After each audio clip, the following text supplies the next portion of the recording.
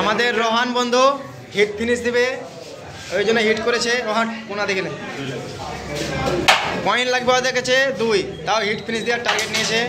টানা হিট করেছে, চলে গেছে। এবার কি খেলছে দেখা যাক। ইঞ্চি খেলছে, গেছে। এরপরে রেডটা নিয়ে টার্গেট নিয়েছে, যাবে গিয়ে দেখা যাক। সুন্দর শট মেরেছে রোহান, খেলে দেবে। কি খেলছে দেখা যাক। খালায় অ্যাঙ্গেল নিচ্ছে, চলে গেছে। Bad luck, good luck, good luck. Hit clear দেওয়ার টার্গেট নিয়েছে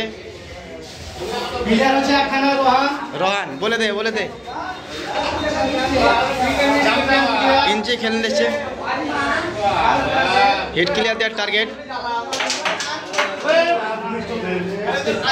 ব্যাড লাক, ব্যাড লাক। আমার বন্ধু হিট, পুরা হিট মিস, 4টা গুটে থুয়েছে।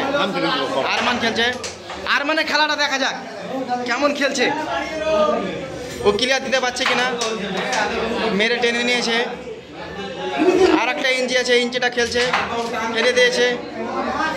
আরমান হিট ভালোই খেলছে, লাভলি শট। ইঞ্চি খেলছে, ওরে সুন্দর শট, সুন্দর শট। এই হচ্ছে প্লেয়ার। দেখা যাক কি করছে আমার বন্ধু,